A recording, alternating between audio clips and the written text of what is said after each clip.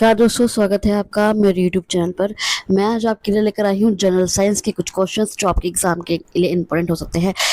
आपका UPPSC lower BCS है या फिर इलाहाबाद हाई कोर्ट का आरओ एआरओ, इसमें जनरल साइंस एक बहुत बड़ा टॉपिक है। तो चलिए शुरू करते हैं।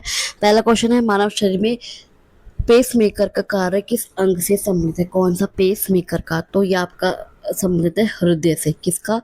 हृदय से संबंधित है, हार्ट से संबंधित है। हमारे ये अभी पेस मेकर होता क्या है, हमारे हृदय में प्राकृतिक रूप से एक कोशिकाओं का समूह होता है जिसे एस ए नोड कहते हैं। क्या कहते हैं? जिसे एस ए नोड कहते हैं, स्फिनोट्रायल नोड कहते हैं। यह हृदय के दाहिने दाहिने अलिंद राइट एट्रियम में स्थित होता है हार्ट के, और विद्युत तरंगे पैदा करके दिल की धड़कन को नियंत्रित करता है।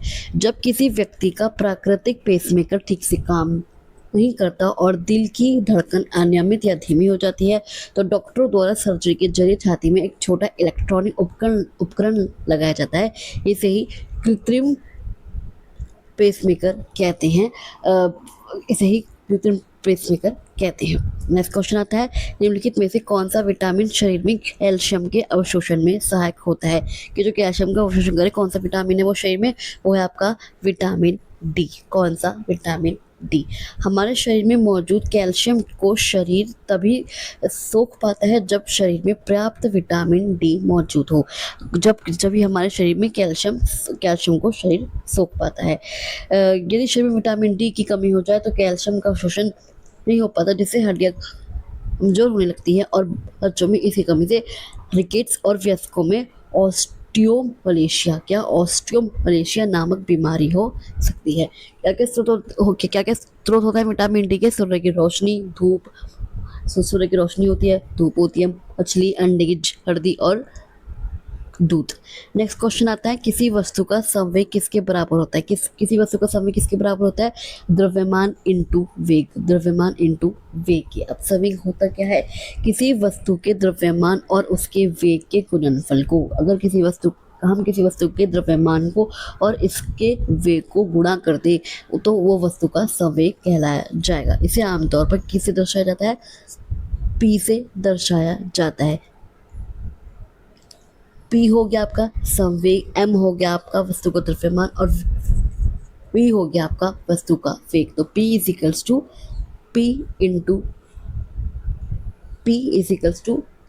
M into V। अब संवेग का मात्रक क्या होता है? संवेग का मात्रक होता है किलोग्राम मीटर प्रति सेकंड। क्या? किलोग्राम मीटर प्रति सेकंड।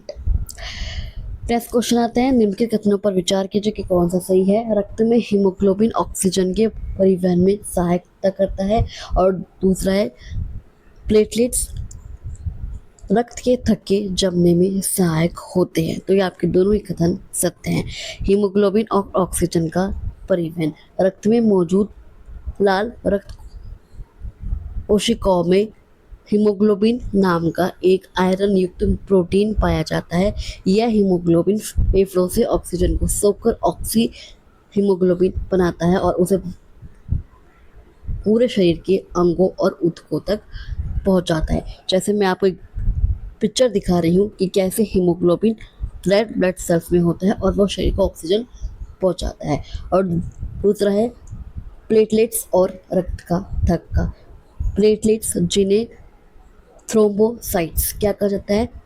थ्रोम्बोसाइट्स भी कहा जाता है, रक्त की कोशिकाएं होती हैं। जब शरीर में कोई चोट लगती है तो खून बहने लगता है, तो प्लेटलेट्स वहाँ इकट्ठा होकर रासायनिक प्रतिक्रियाएं करना शुरू करती है, जिससे रक्त का थक्का बन जाता है और आपकी ब्लीडिंग रुक जाती है। नेक्स्ट क्वेश्चन आता है, निम्नलिखित में से कौन सा युग्म सही सम्मिलित है? थायरोक्सिन थायराइड ग्रंथि। ये आपका बिल्कुल सही है कि थायरोक्सिन थायराइड ग्रंथि। गले में स्थित जो थायराइड ग्रंथि होती है, गले में होती है, इसी ग्रंथि से आपका थायरोक्सिन हार्मोन निकलता है। क्या निकलता है? थायरोक्सिन हार्मोन निकलता है, जो शरीर के मेटाबॉलिज्म को नियंत्रित करता है। कौन सा? Thyroxine hormone. नेक्स्ट क्वेश्चन आते हैं, ये मैं आपको एक इमेज दिखा रही हूँ, ये देखिए, या आपका पेट्रोथ्री ग्लैंड है, या आपका एड्रिनल ग्लैंड है, या आपका पिट्यूटरी ग्लैंड है, और या आपका थायराइड ग्लैंड है, और या आपका पैनक्रास है। तो ये देख लीजिए। नेक्स्ट क्वेश्चन आता है, निम्नलिखित में से कौन सी गैस ग्रीन हाउस प्रभाव में सर्वाधिक योगदान देती है? कौन सी है जो ग्रीन हाउस गैस है वो सर्वाधिक योगदान देती है? वो है आपकी कार्बन डाइऑक्साइड। कौन सी? Carbon dioxide. ग्रीन हाउस प्रभाव एक प्राकृतिक प्रक्रिया है जिसके द्वारा किसी ग्रह के वातावरण में मौजूद कुछ गैसें उस ग्रह के तापमान को अपेक्षाकृत गर्म बनाए रखने में मदद करती हैं। यदि यह प्रभाव ना हो तो पृथ्वी ठंडी हो जाएगी कि यहाँ जीवन असंभव हो जाएगा। क्या कैसे काम करती है प्रक्रिया? सूर्य की किरणें पृथ्वी के वायुमंडल में प्रवेश करती हैं और पृथ्वी की सतह को गर्म करती हैं। पृथ्वी इस गर्मी को इंफ्रारेड विकिरण के रूप में वापस अंतरिक्ष की ओर भेजती है। जो वायुमंडल में मौजूद जो ग्रीन हाउस गैसें हैं, इस पूरी गर्मी को बाहर नहीं जाने देती, बल्कि उसका कुछ हिस्सा सोख लेती हैं और वापस पृथ्वी की ओर भेज देती हैं। इससे पृथ्वी का तापमान रहने योग्य बना रहता है। और कौन कौन सी गैसें हैं? यदि वायुमंडल में सबसे अधिक जो मात्रा में जो सबसे अधिक वायुमंडल में कौन सी गैस पाई जाती है? नाइट्रोजन और ऑक्सीजन। कौन सी? नाइट्रोजन और ऑक्सीजन। नाइट्रोजन आपकी 78% और ऑक्सीजन है आपकी 21%। लेकिन ये गैसें ग्रीन हाउस गैसें नहीं हैं। यदि प्राकृतिक रूप से देखा जाए तो पृथ्वी के वायुमंडल में मौजूद जलवाष्प ग्रीन हाउस प्रभाव में सबसे बड़ा योगदान देता है। जो जलवाष्प सबसे बड़ा योगदान देता है पृथ्वी के वायुमंडल में। लेकिन जब बात ग्लोबल वार्मिंग और इंसानी गतिविधियों से बढ़ने वाली गैसों की होती है तो कार्बन डाइऑक्साइड इनसे प्रमुख और खतरनाक माना जाता है। नेक्स्ट क्वेश्चन आता है, विद्युत धारा का एसआई मात्रक क्या है? क्या है विद्युत धारा का एसआई मात्रक? तो वह आपका एम्पियर। कौन सा? एम्पियर। किसी चालक, जैसे तांबे का तार मान लीजिए, तांबे के तार में जो विद्युत आवेश होता है, इलेक्ट्रिक चार्ज होता है कि बहने की दर को विद्युत धारा कहते हैं। मान लीजिए पाइप में पानी बहता है, वैसे ही तार में इलेक्ट्रॉनों का बहना विद्युत धारा कहलाता है। इसे कौन से फॉर्मूले में लिख सकते हैं? I = O/T। I है आपका विद्युत धारा, O है आपका कुल आवेश, और T है आपका समय। ये देखिए, एक मैं आपको पिक्चर द्वारा समझा रही हूँ कैसे ये काम करता है। विद्युत परिपथ को समझने के लिए इस पानी के पाइप वाले उदाहरण को देखिए। ए जो वोल्ट है, यह विद्युत विभवांतर का मात्रक है। यह बलीय दबाव है जो इलेक्ट्रॉनों को आगे धकेलते हैं, जैसे पाइप में पानी का प्रेशर। वॉट क्या है? यह विद्युत शक्ति का मात्रक है। यह दर्शाता है कि कोई उपकरण कितनी तेजी से ऊर्जा का उपयोग कर रहा है। जो एम्पियर है, यह विद्युत धारा का मात्रक है, यानी तार से प्रति सेकंड कितने इलेक्ट्रॉन गुजर रहे हैं। फिर आपका ओम, यह विद्युत प्रतिरोध का मात्रक है जो करंट के रास्ते में रुकावट पैदा करता है। नेक्स्ट क्वेश्चन आता है, मानव शरीर की सबसे बड़ी कोशिका कौन सी है? कौन सी है मानव शरीर की सबसे बड़ी कोशिका? तो वह आपकी अंडाणु। कौन सी? अंडाणु, एग सेल। मानव शरीर की कोशिकाओं के आकार को लेकर अक्सर थोड़ा भ्रम होता है, तो हम एक चित्र के माध्यम से इसे समझते हैं। तो सबसे बड़ी कोशिका कौन सी होती है? आपकी अंडाणु होती है, ओवम होती है। महिलाओं के शरीर में पाया जाने वाला मादा युग्मक है। यह मानव शरीर की सबसे बड़ी कोशिका है। इसका व्यास लगभग कितना होता है? 0.1 mm होता है, जिसे बिना सूक्ष्म दृष्टि के भी आंखों से केवल एक छोटे बिंदु के रूप में देखा जा सकता है। और अगर सबसे लंबी कोशिका की बात करें तो वो है कि तंत्रिका कोशिका। कौन सी? तंत्रिका कोशिका। तंत्रिका कोशिका हमारे मस्तिष्क और रीढ़ की हड्डी में पाई जाती है। यह आकार में बड़ी नहीं होती, बल्कि सबसे लंबी कोशिका होती है। इसकी लंबाई कुछ सेंटीमीटर से लेकर 1 मीटर तक हो सकती है। तो अगर सबसे बड़ी कोशिका की बात करें तो अंडाणु होती है। सबसे लंबी कोशिका की बात करें तो तंत्रिका कोशिका होती है। और अगर सबसे छोटी की बात करें तो आपकी शुक्राणु होती है। नेक्स्ट क्वेश्चन आता है, डीएनए का द्विकुंडली मॉडल किसने प्रतिपादित किया? किसने प्रतिपादित किया डीएनए का द्विकुंडली मॉडल? तो वो आपके वाटसन एवं क्रिक ने। किसने? वाटसन एवं क्रिक ने। अब किया 1953 में। 1953 में जेम्स वाटसन और फ्रांसिस क्रिक ने डीएनए की इस अनूठी संरचना की खोज की। इस महान खोज के लिए उन्हें वर्ष 1962 में नोबेल पुरस्कार से भी सम्मानित किया गया था।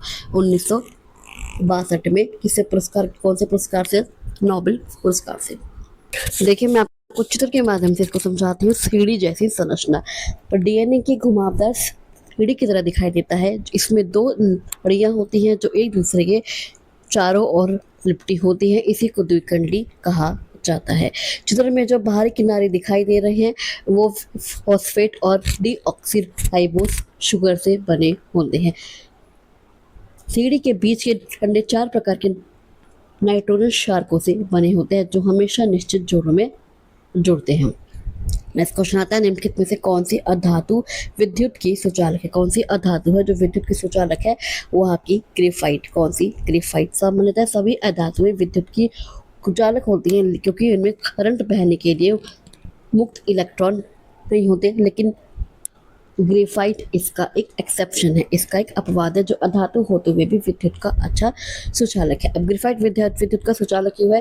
ग्रेफाइट असल में कार्बन का एक अपर रूप है। क्या है? एक कार्बन का एक अपर रूप है। ये देखिए, ये मैं आपको चित्र दिखाती हूँ कि ग्रेफाइट में कार्बन के परमाणु षटकोणीय छल्लों के रूप में अलग अलग परतों में व्यवस्थित होते हैं। कार्बन के एक परमाणु के पास बाहरी कक्षा में 4 इलेक्ट्रॉन होते हैं। ग्रेफाइट की संरचना में प्रत्येक कार्बन परमाणु केवल 3 अन्य कार्बन परमाणुओं के साथ बंध बनाता है। नेक्स्ट क्वेश्चन आता है, निम्नलिखित कथनों पर विचार कीजिए। तपेदिक टीबी एक जीवाणु जनित रोग है। क्या है? जीवाणु जनित रोग है। और दूसरा है, इसका कारक माइकोबैक्टीरियम ट्यूबरक्लोसिस है। क्या है? ट्यूबरक्लोसिस है माइकोबैक्टीरियम। तो दोनों ही कथन आपके सत्य हैं। क्या है? दोनों ही कथन आपके सत्य हैं। तपेदिक एक जीवाणु जनित रोग है।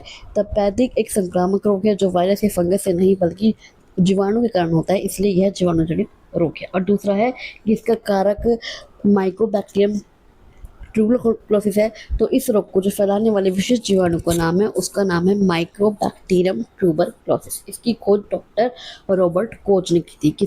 इसकी जो जीवाणु है किसने की थी इसकी खोज? तो वो की थी आपकी रॉबर्ट कोच ने। और अब की थी 1880 में, अब 1882 में। यह हमारे शरीर को कैसे प्रभावित करता है? टीबी का बैक्टीरिया मुख्य रूप से हमारे फेफड़ों पर हमला करता है। हालांकि यह शरीर के अन्य अंगों जैसे रीढ़ की हड्डी, किडनी या मस्तिष्क को भी प्रभावित कर सकता है।